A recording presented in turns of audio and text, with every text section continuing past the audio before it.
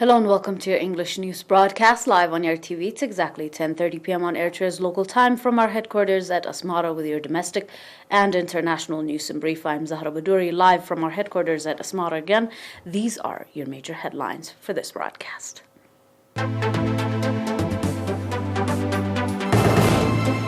An announcement from the Ministry of Health.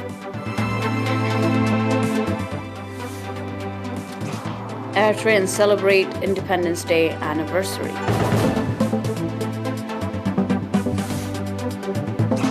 Strong earthquake near Democratic Republic of Congo. Volcano rises, fears of second eruption. South Korea and Germany defense minister meet in Seoul.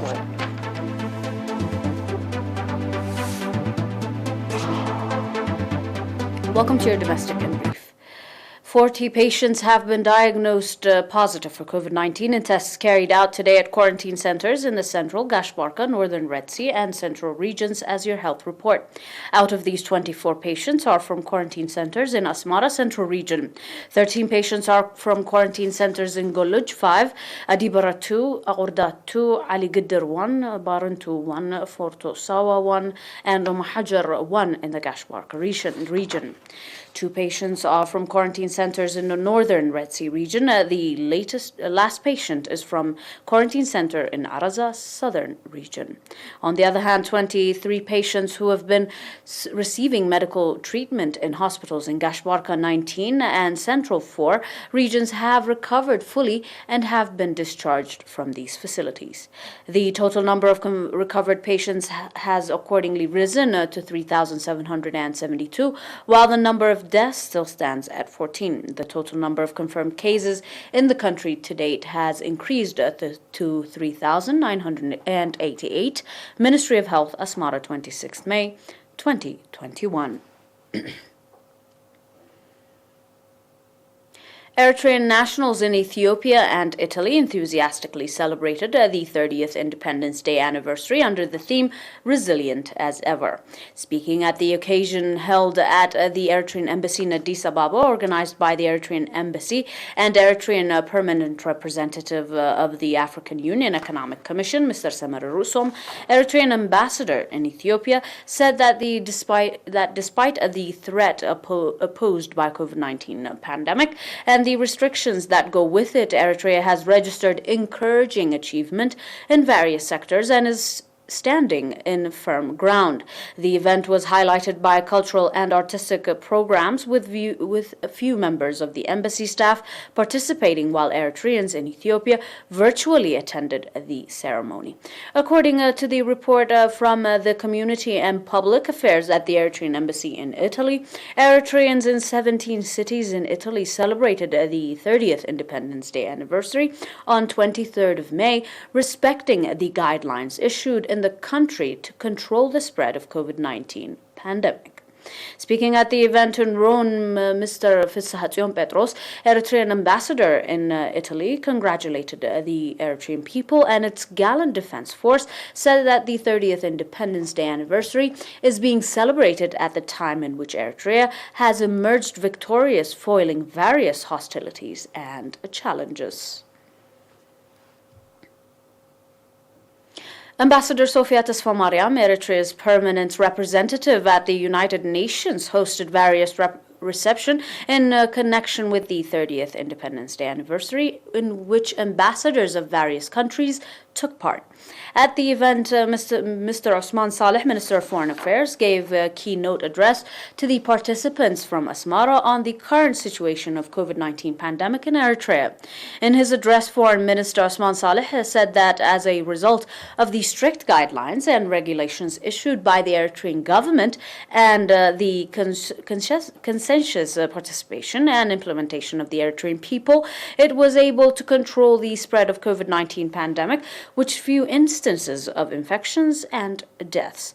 Minister Osman also expressed appreciation for the frontline health professionals in general and the health professionals of Eritrea for their relentless contribution and commented in the global effort to control COVID-19 pandemic. At the occasion, a short documentary film depicting the rich heritage of Eritrea and the struggle for independence and safeguarding the national sovereignty was presented to participants. The ambassador of various countries that took part at the event expressed admiration for the preservance, patriotism and commitment demonstrated by the Eritrean people and wished good health to President Isaias Afwerki and peace and prosperity to the Eritrean people. The event was attended by Deputy Secretary General Amna Mohammed, Mrs. Christina Dorte, Under Secretary General and Special Advisor on Africa, Mrs. Fiktamola Kota, Under Secretary General and High Representative of UN High Representative for the Least Developed Countries, and Ambassador Fatima Khairi of African Union Observer Mission, as well as Eritreans and friends of Eritrea working at the various UN systems.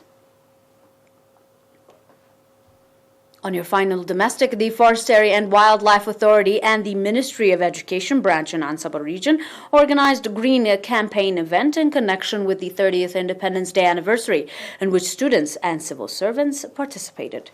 The popular campaign that was conducted from 15 to 23 May included preparation of the holes for tree planting, as well as environmental sanitation at schools, government institutions, and religious places.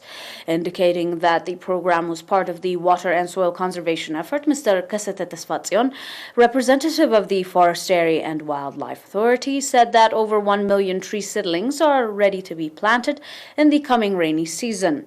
In the Ansaba region, there are over 80 green clubs in schools ranging from a preschool to high school. Up next with your international news, do stay with us for more after this short break.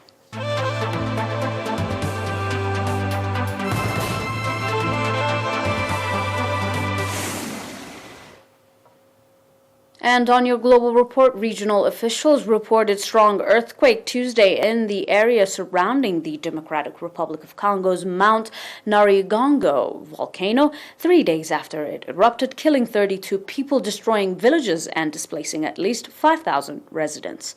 The Rwanda Seismic Monitor report on its Twitter account several earthquakes and quakes Tuesday, including a 5.3 magnitude quake in the borderlands between Rwanda and the East Democratic Republic of Congo near Mount Nyiragongo.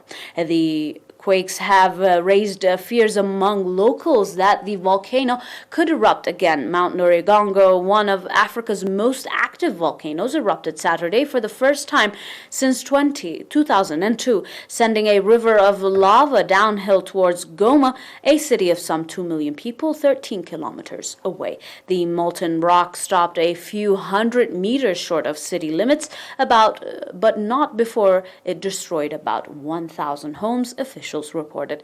At a briefing in Geneva, UN Refugee Agency spokesman Boris Chazarov told reporters that 32 people died in incidents related to the eruption, including 7 people killed by lava and 5 suffocated by gas. He said 2 villages on Goma's northern tip were destroyed and 2 others were partially covered by lava. Several neighborhoods were left without electricity, and there are fears of water shortages. Skarjov briefed reporters following a joint evaluation involving the Democratic Republic of Congo government, the United Nations, and other humanitarian agencies. UNICEF also reported that more than 150 children were separated from their families aimed at the chaos, and more than 170 children are feared missing.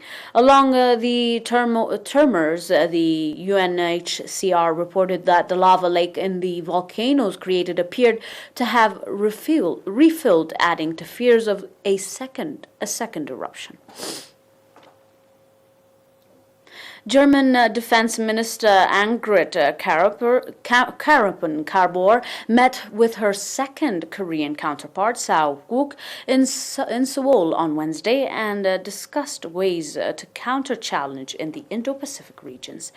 German Defense Minister Angrit Karapan-Karbor met with her second Korean counterpart Sao Guk in Seoul on Wednesday and discussed ways to counter challenges in the Indo-Pacific region, however, and reflected on the issues advised.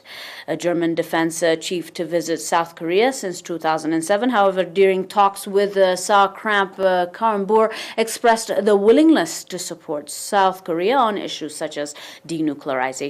Sao hoped the two nations could strengthen military cooperation given the recent situation in the Indo-Pacific regions.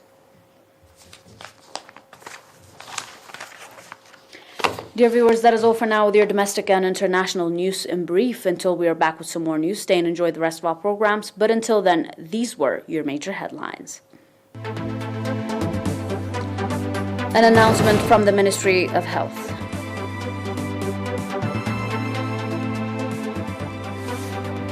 Eritreans celebrated Independence Day anniversary abroad. And in the international strong earthquake near Democratic Republic of Congo raised fears for a second eruption. South Korea and German defense ministers meet in Seoul.